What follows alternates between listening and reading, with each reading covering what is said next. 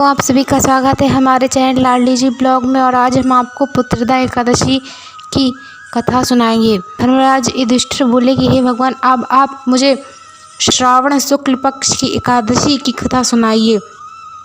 इस एकादशी का क्या नाम है तथा इसकी विधि क्या है, तो सब कृपा पूर्वक कहिए। श्री मधुसूदन बोले, हे राजन, अब मैं आपको शांतिपूर्ण श्रावण मास के शुक्ल पक्ष की एकादशी की कथा सुनाता हूँ। ध्यानपूर्वक सुनो।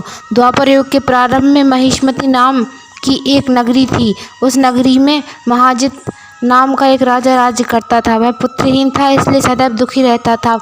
उसे वह राज्य कष्टदायक प्रतीत होता था, क्योंकि पुत्र के बिना इस लोक और परलोक दोनों में सुख नहीं है। राजा ने पुत्र की प्राप्ति के बहुत यत्न किए, परंतु वह निष्फल हो गए। जब वह राजा वृद्ध होने लगा तो उसकी चिंता भी बढ़ने लगी। एक दिन उस राजा ने प्रजा को संबोधित करते हुए कहा कि ना मैंने अपने जीवन में पाप किया है और ना अन्यायपूर्वक प्रजा से धन एकत्रित किया है, ना मैंने कभी देवता और ब्राह्मणों का धन छीना है। मैंने सदैव प्रजा को पुत्र की तरह पाला है। मैंने सदैव अपराधियों को दंड दिए हैं। मैंने कभी किसी से राग द्वेष नहीं किया है, सबको समान माना है। इस प्रकार धर्मयुक्त राज्य करने पर भी तो क्यों पा रहा हूँ? इसका क्या कारण है, मेरी कुछ समझ नहीं आ रहा। राजा महाजित द्वारा कही बात को विचार करने के लिए मंत्रीगण प्रजाजनों सहित वन को गए। वहाँ पर वन में जाकर उन्होंने बड़े बड़े ऋषियों के दर्शन किए। उस स्थान पर उन्होंने वयोवृद्ध और धर्म के ज्ञाता महर्षि लोमस के दर्शन किए। उन सब ने जाकर उन महर्षि को यथायोग्य प्रणाम किया और उनके सन्मुख जाकर बैठ गए। उनके दर्शन पाकर सबको बड़ी प्रसन्नता हुई और उनसे विनय करने लगे कि हे देव, हमारे अहोभाग्य हैं कि हमने आपके दर्शन किए। इस पर लोमस ऋषि बोले, मंत्रीगण, आप लोग की विनय और आपके सद्व्यवहार से मैं अत्यंत प्रसन्न हूँ। आप मुझे अपने आने का कारण बताइए। मैं आपके कार्य को अपनी शक्ति के अनुसार ही करूँगा, क्योंकि हमारा शरीर परोपकार के लिए बना है। इससे किंचित मात्र भी संदेह ना करें। लोमस ऋषि के वचनों को सुनकर मंत्री बोले कि हे महर्षि, आप हमारी समस्त बातों को जानने में ब्रह्मा से अधिक सक्षम हैं, अतः आप हमारे संदेह को दूर कीजिए। मंत्रीगणों ने राजा के सारे दुख की बातें बताईं। इस पर लोमस ऋषि ने एक क्षण के लिए नेत्र बंद किए और राजा के पूर्व जन्मों का विचार करने लगे।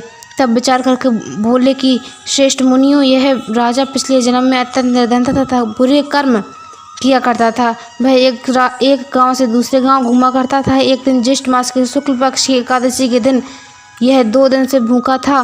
दोपहर के समय जलाशय पर जल पीने गया। उस स्थान पर उसी समय एक ब्याई हुई प्यासी गाय जल पी रही थी। राजा ने उसको प्यासी ही भगा दिया और स्वयं जल पीने लगा। हे ब्राह्मणों, इसलिए राजा को यह दुख भोगने पड़े।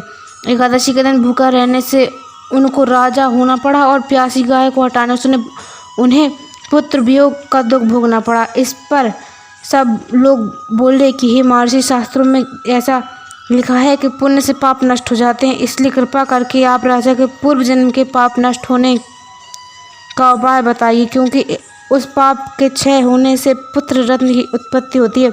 ब्राह्मणों के वचनों को सुनकर लोमस ऋषि बोले कि हे ब्राह्मणों, यदि श्रावण मास के शुक्ल पक्ष की पुत्रदा एकादशी तुम सब लोग व्रत करो और रात्रि जागरण करो और उस व्रत का फल राजा को प्रदान करो, तो तुम्हारे राजा को पुत्र प्राप्त होगा। तब राजा के समस्त दुखों का नष्ट हो जाएगा। मंत्रियों सहित समस्त प्रजा महर्षि लोमस के वाक्यों को सुनकर प्रसन्नता पूर्वक अपने नगर को वापस आई।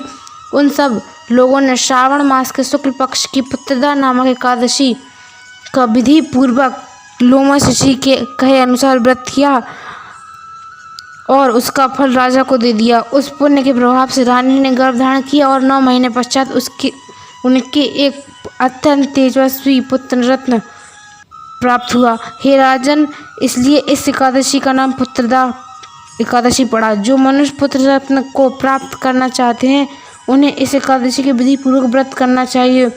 इस व्रत के प्रभाव से इस लोक में सुख मोक्ष की प्राप्ति होती है। यदि आपको वीडियो अच्छी लगी हो तो चैनल को सब्सक्राइब कीजिएगा, वीडियो को लाइक कीजिएगा और ज़्यादा से ज़्यादा शेयर कीजिएगा। राधे राधे।